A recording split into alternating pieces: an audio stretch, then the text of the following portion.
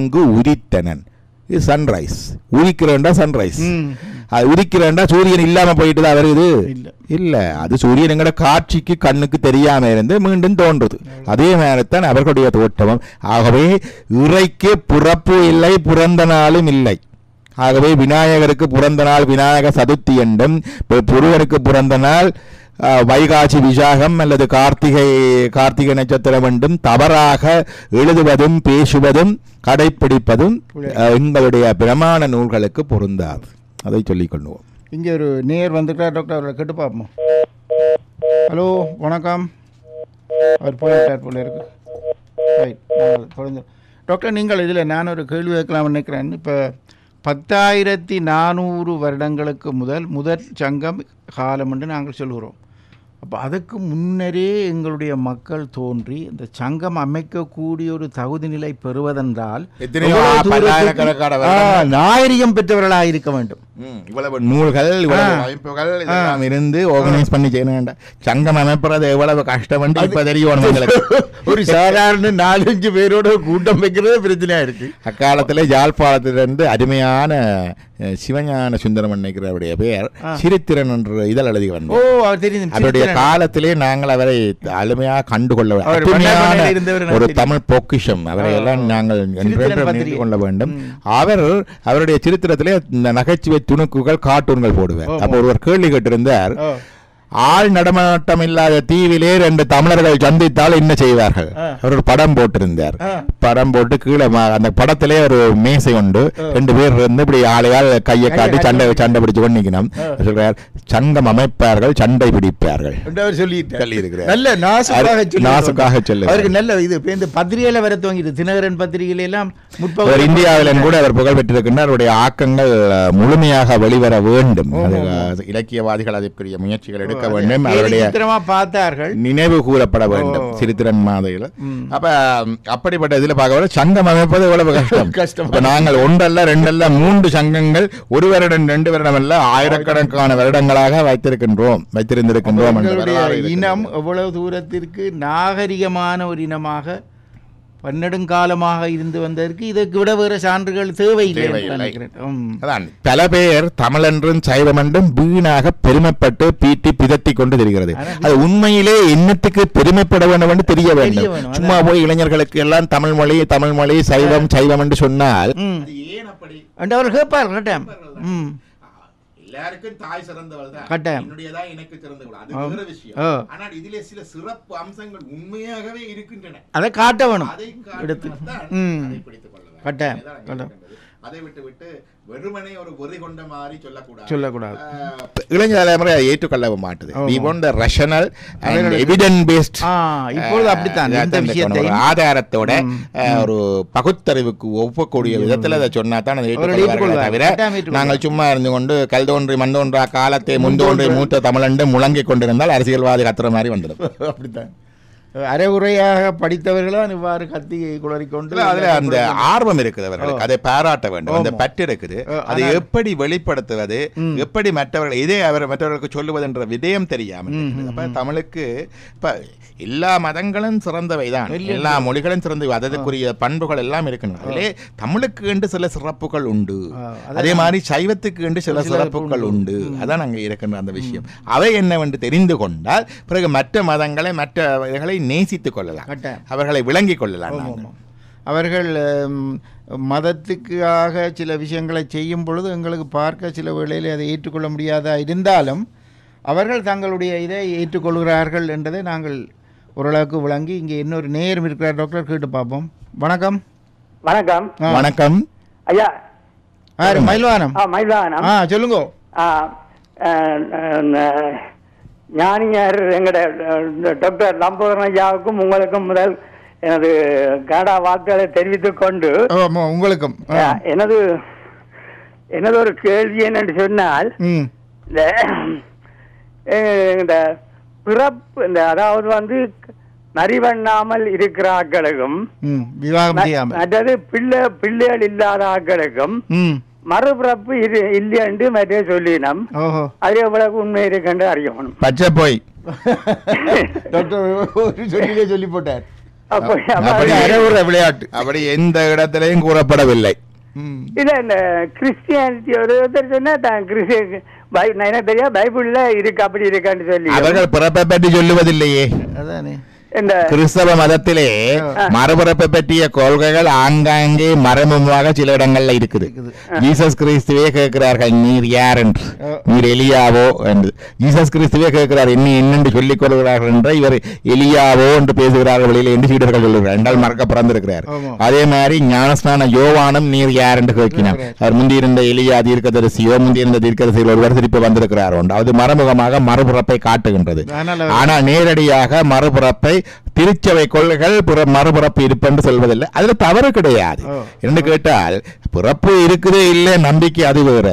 எங்கட வாழ்க்கையை தீர்மானிக்கிறது என்ன, இன்றைக்கு நாங்கள் எடுக்கின்ற முடிவும் இன்றைக்கு நாங்கள் செய்கின்ற செயல்களும் தான் எங்களுடைய வாழ்க்கையை, அது லௌகிக வாழ்க்கையா இருந்தாலும் சரி ஆன்மீக வாழ்க்கையா இருந்தாலும் தீர்மானிக்குது.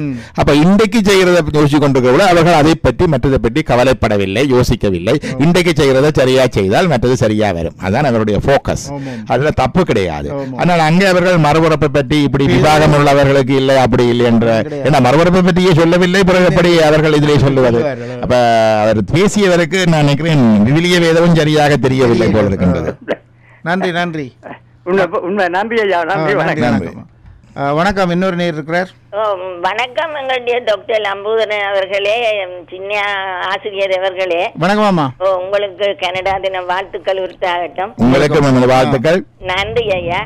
மற்றும் எனக்கு குண்டலினி சக்தியை எப்படி அதை அதாவது எழுப்புகிறதுன்னு சொல்றார்கள், அது எப்படி என்பதை ஒரு சொல்லினால் மிகவும் பிரயோசனமா இருக்கும் நினைக்கிறேன் எல்லோருக்கும். குண்டலினி சக்தி, குண்டலினி சக்தி என்பது இறைவனுடைய சக்தியிலே சொல்லுவார்கள். அந்த எத்தனையோ மடங்கான சக்தி அது, அந்த பராசக்தி என்று சொல்லுவார்கள்.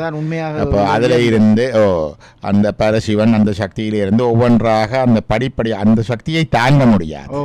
அதாவது ஒரு பிள்ளைக்கு தண்ணி விடாக்குது. நாங்களா இப்பெல்லாம் சமர் வந்துட்டு இல்லையா, டூர் போறோம், நயகரா ஃபால்ஸுக்கு போறோம்.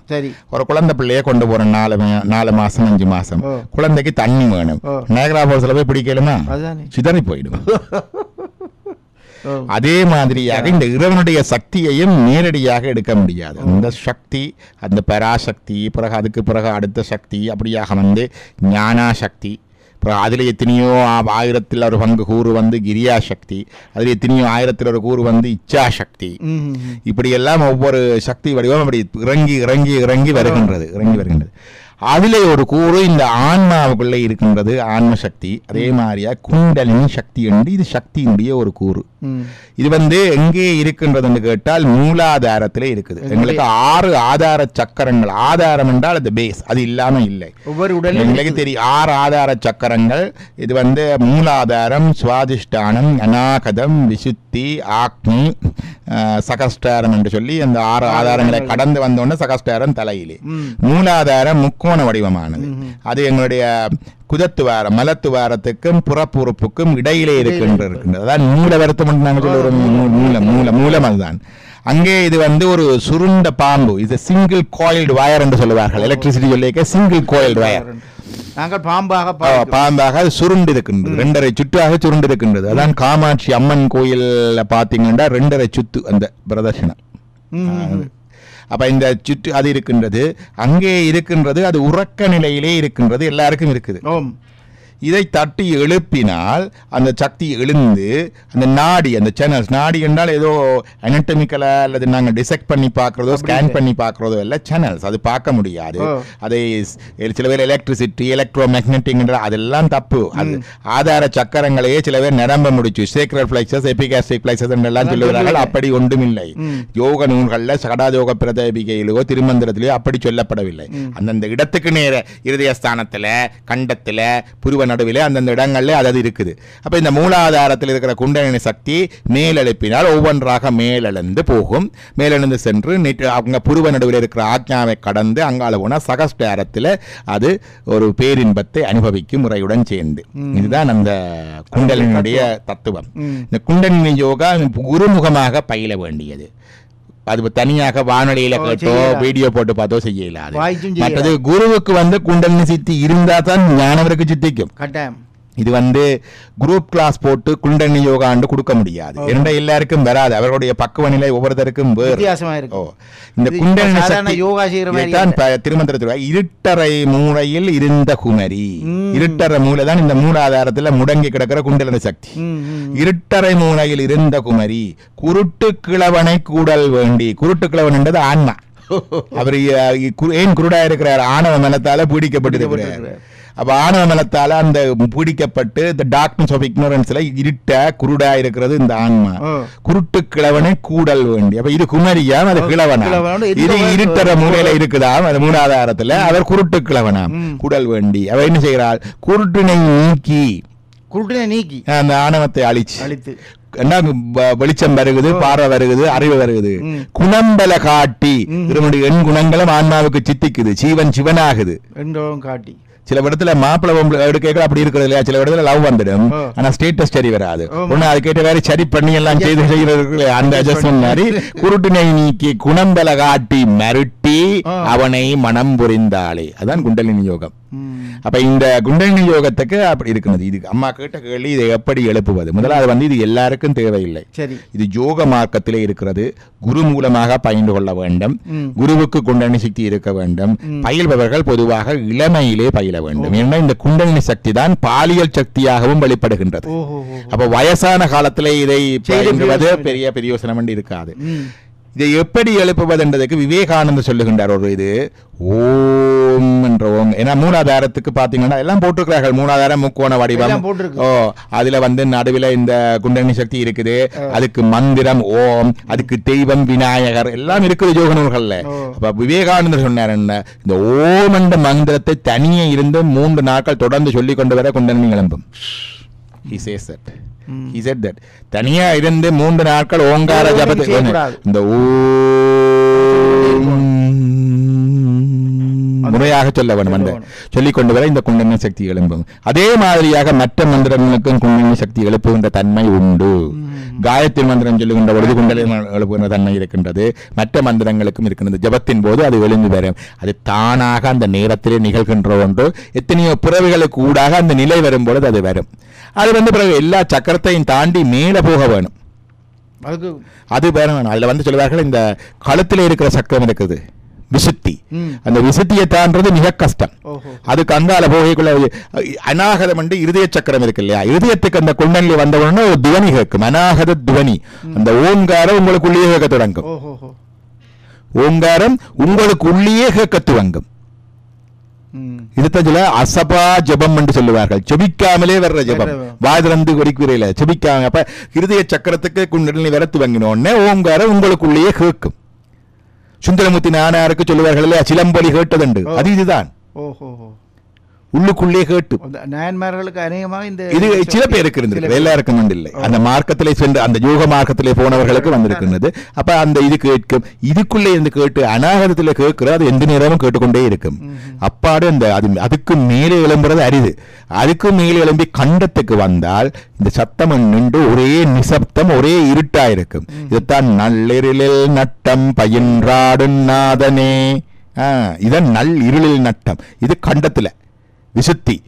ஆக்ஞாக்கு வர்றது மிக கஷ்டம். இதுதான் கழுத்து வந்து ஒரு நெரோ நெக், பொட்டில் நெக். அதே மாதிரி குண்டலினி இதுக்கு அங்கால போறது வேலை கஷ்டம். அங்கால போய் ஆக்ஞாவில வந்தால் அதுதான் திரிவேணி சங்கமம். கங்கா ஜமுனா சரஸ்வதி என்ற 3 சந்திக்கிற திருவேணி சங்கம் இதுதான். யூவர் சுவாமிகள் காசிக்கு போய் அங்க போயிட்டு சொன்னார், எங்கும் தேடி கண்டுகொண்டேன் காசி சேத்திரத்தை என்னுள்ளே என்று சொன்னார். இங்கேதான் திருவேணி சங்கமம் இருக்குது, புருவ நடுவில். அதுக்குத்தான் நாங்கள் வெளியில யாத்திரை போறோம், காசி யாத்திரை. இப்போ இந்த வருடம் கூட அக்டோபர் மாதம் சுவாமினி சரஸ்வதி அம்மா இங்கே வந்து வகுப்படுது. அவனுடைய வழிகாட்டல் தயவில் நாங்கள் அக்டோபர் மாதம் இங்கே ஒரு குரூப்பாக கொஞ்சம் பேர் போய் காசி யாத்திரை, காசி, கயை, மற்றது பிரயாகை, மற்றது துவாரகை, குருஷேத்திரம், ரிஷிகேஷ் போன்ற தலங்களுக்கு போவதற்கு இருக்கின்றோம். ஆர்வமுள்ளவர்கள் தொடர்பு கொள்ளலாம், எங்களுடைய அனுபவம். அப்ப இப்படியாக அந்த இதுதான் இந்த திரிவேணி சங்கமம். இங்கே இந்த புருவ நடு